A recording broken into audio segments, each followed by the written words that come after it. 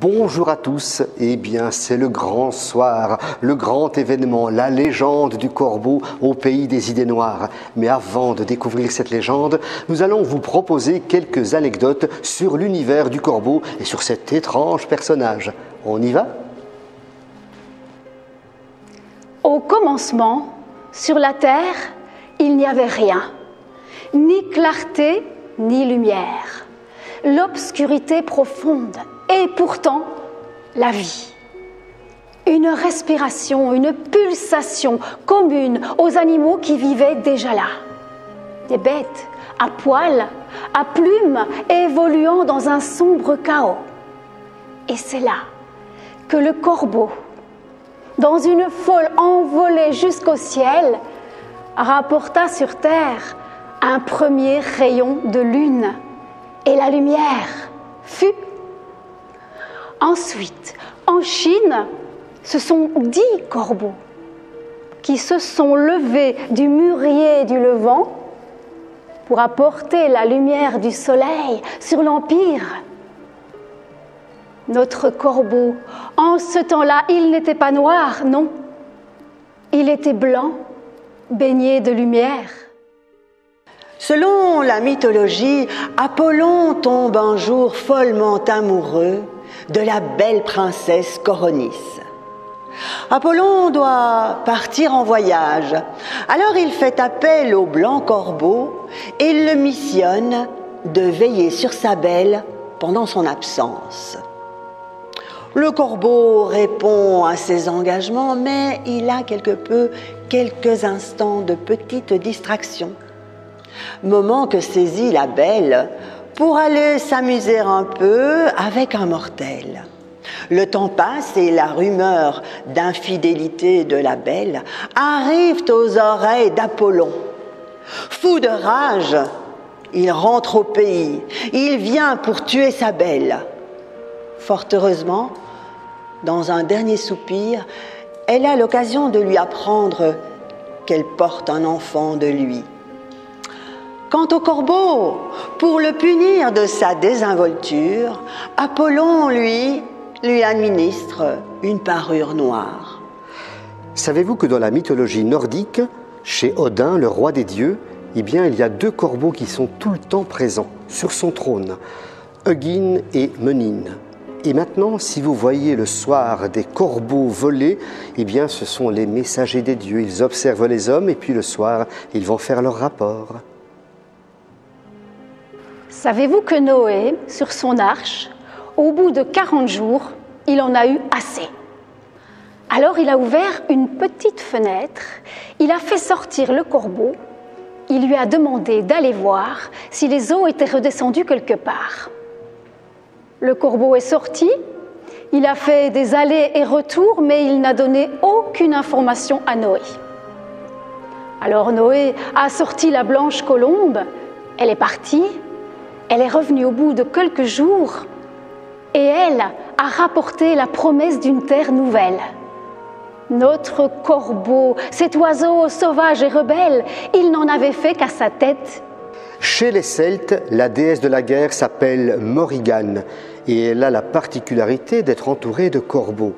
Maintenant, à notre époque, Morrigan n'existe peut-être plus, mais il y a beaucoup de Morganes. Et si jamais vous rencontrez une Morgane et qu'après un corbeau vole au-dessus de vous, méfiez-vous, c'est peut-être une sorcière. Savez-vous que le corbeau, cet oiseau multifacette, est le totem de la magie, du mystère? Appelez-le dans vos rêves, appelez l'esprit du corbeau et il viendra vous donner sa clairvoyance. Il vous avertira d'une prochaine métamorphose. Et quand viendra le moment pour nous tous, il transformera nos chairs putrides en nourriture bienfaisante pour la terre. Le corbeau est un grand voyageur. Il voyage dans le monde des dieux, dans le monde des rêves, mais également vers le royaume des morts. D'ailleurs, beaucoup le considèrent comme un transporteur d'âmes. C'est pas par hasard qu'on le trouvait sur les champs de bataille, car outre le côté charognard, il transportait aussi les âmes des soldats qui avaient valeureusement combattu. Vous êtes le phénix des hôtes de ces bois. Monsieur Jean de La Fontaine peut se retourner dans sa tombe. Contrairement à ce qu'il avançait à l'époque, le corbeau n'est pas un animal stupide, que du contraire, il est très intelligent, voire même rusé. Il est capable d'imiter parfaitement la voix humaine ou les cris des animaux. Dans la nature, lorsqu'il se trouve confronté à devoir dépecer une carcasse trop importante, trop imposante, il imite le cri du renard ou le cri du loup. Le renard ainsi alerté, appelé, peut venir commencer à dépecer la bête et lorsqu'il a terminé sa partie, le renard est repu, le corbeau peut continuer son festin. Oyez, oyez, bonnes gens, oyez, oyez, les enfants, voici venu le temps de la légende du corbeau au pays des idées noires.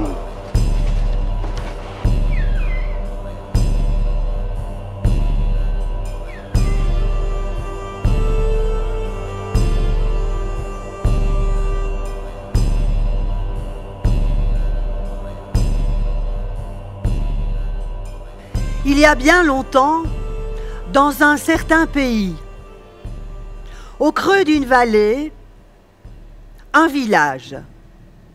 Au milieu de la vallée, un cours d'eau suffisamment large serpente. De part et d'autre de ce cours d'eau, des champs, des prairies. Des vaches, des moutons paissent tranquillement. Dans le village, les artisans s'activent. On travaille le fer, on travaille le bois, on travaille le cuir. Autour de la vallée, il y a des collines boisées. On raconte que les exclus du village se sont retranchés là-bas, dans les bois. Parmi ces exclus, il y a une femme étrangère. On raconte qu'elle vient peut-être du Grand Nord. Elle est grande, elle est belle, elle a des longs cheveux blonds qui lui tombent, elle a des yeux vert amande, elle a du chien, elle a du caractère. On se méfie un peu d'elle parce que Morgane, c'est son prénom, Morgane, elle a la particularité de vivre avec ses corbeaux. Il semblerait qu'elle communique avec eux, qu'elle leur parle. Morgane, on raconte qu'elle danse au Noirdieu, elle danse au pré aux sorcières avec ses corbeaux. Morgane, une sorcière, allez savoir. Hormis cette présence étrangère qui inquiète, tout est calme et paisible dans cette contrée.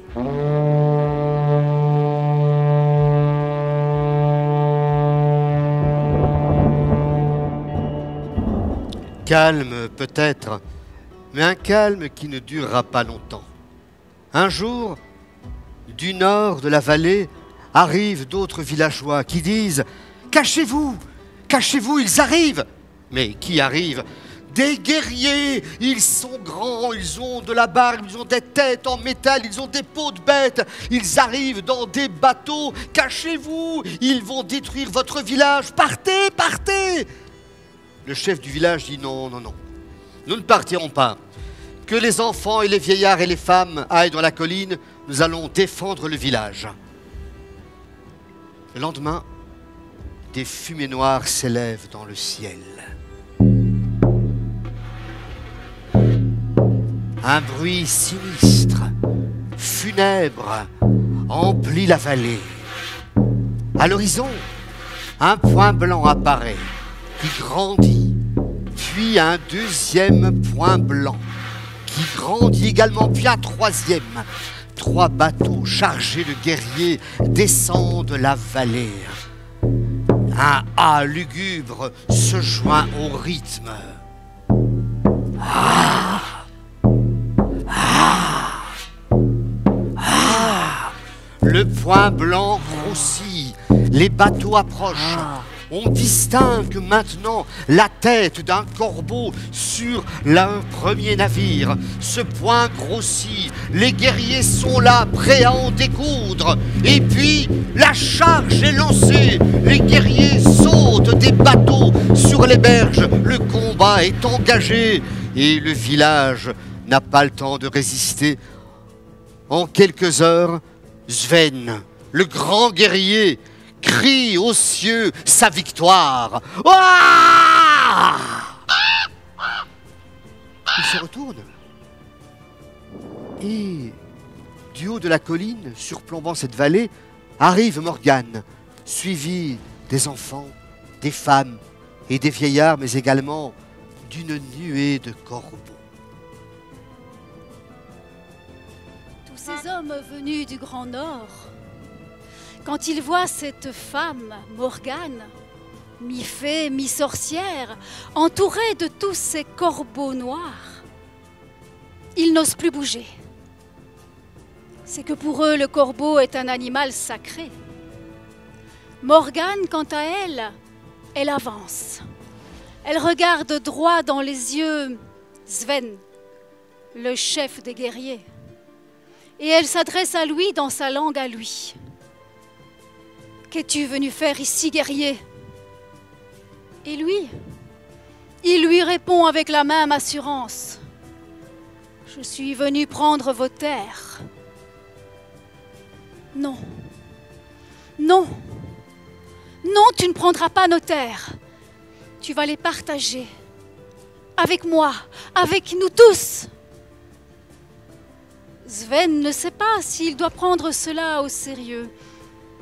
Mais peut-être est-ce la présence de tous ces corbeaux, la détermination de cette femme, sa beauté, son charme, il est comme envoûté.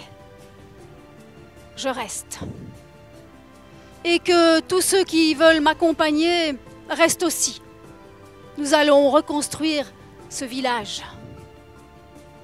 Et c'est ainsi que ces hommes venus du Grand Nord, avec les habitants et sous la protection des corbeaux, reconstruisent le village. Une nouvelle communauté voit le jour. Quant à Sven et Morgane, très vite, ils filent le parfait amour. Et quand l'amour va, tout va.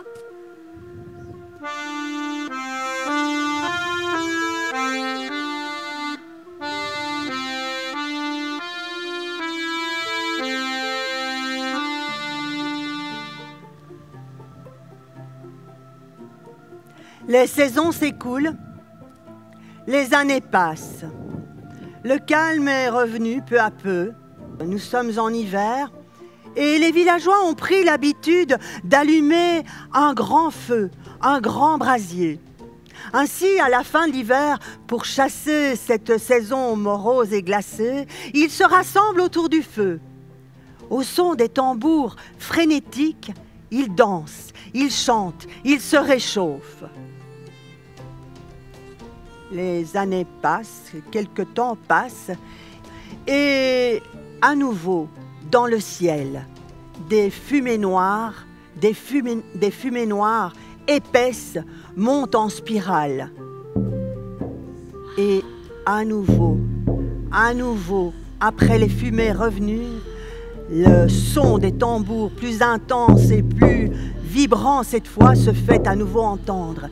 Et à nouveau, 1 point, 2 points, 3 points. Des embarcations chargées de guerriers. À leur tête, un homme, un guerrier effroyable, qui n'est autre que le père de Sven. Avide de pouvoir, il est là pour venir récupérer son fils, pour partir à la conquête d'autres contrées. Ils mettent pied à terre.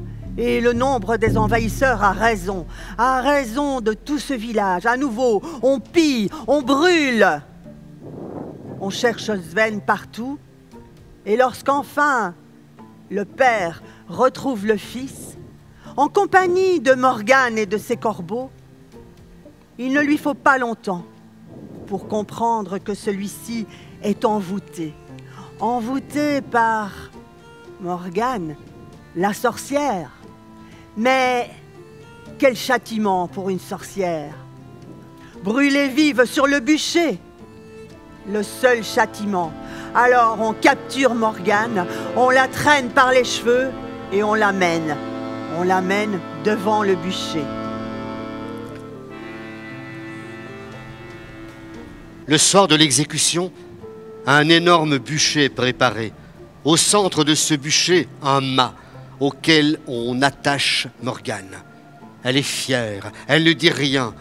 Elle regarde Sven dans les yeux qui est retenu prisonnier par les hommes du père de Sven. Il se débat, mais les guerriers sont très forts. On allume le bûcher qui crépite doucement. Et Corbeau ne coasse pas, il regarde.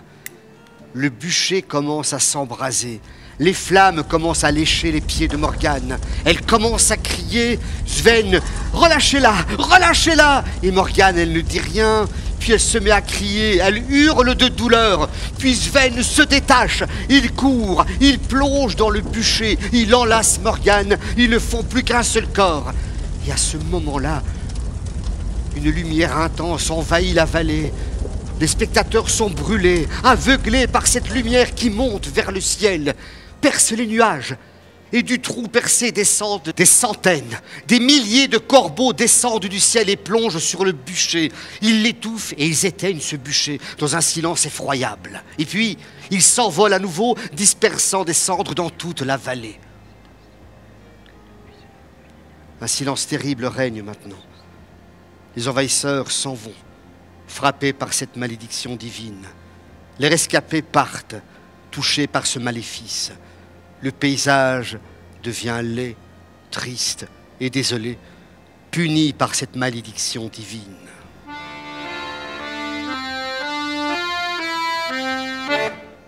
Les mois, les années, les siècles ont passé. Les anciens disent que la lumière a perduré, mais comme assombrie. Assombrie aussi par la présence de tous ces corbeaux qui sont devenus le symbole du malheur pour les gens de ce pays. Pourtant, la prospérité est revenue. Les gens se sont mis à creuser la terre, à exploiter la terre. Cette terre, riche de cendres, riche de charbon, riche d'idées noires. Cette terre, quelquefois, elle se révolte. Elle explose dans ses propres entrailles, faisant des centaines de morts. Et les forges, quant à elles, elles sont si pleines qu'elles peignent le ciel en rouge. Oui, la prospérité est revenue, mais le paysage reste sale, triste, désolé. Et les corbeaux? Les corbeaux sont toujours là. Ils observent les gens. Ils entendent les idées noires. Ils les sentent. Ils les reniflent. Mais ils les laissent vivre. Et pourtant, c'est au tournant de ce nouveau millénaire que les choses vont commencer à changer. Les hommes se sont habitués à la présence permanente des corbeaux. Ils en ont profité pour observer leur comportement, pour les analyser. Ils ont compris que c'étaient des êtres intelligents et respectables. Il y en a même qui, à la fin de l'hiver, revêtent les parures de plumes, la noirceur du corbeau, pour faire la fête et donner la vie dans la ville.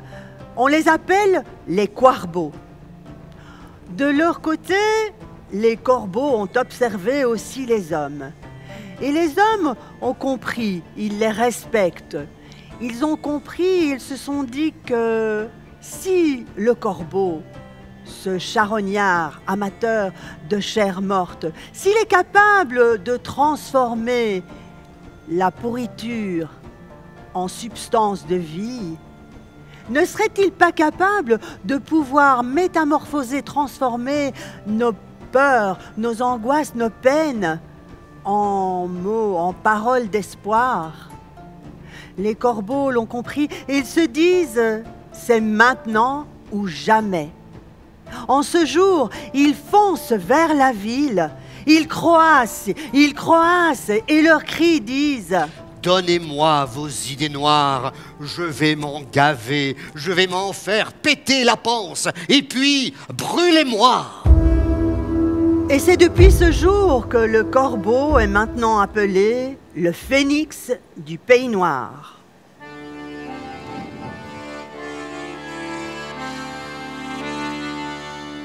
Venez voir le corbeau brûlé. Venez voir les cendres se colorer. Dans vos yeux, faites pétiller la lumière. Mesdames, messieurs, les enfants, n'ayez plus peur de vos idées noires.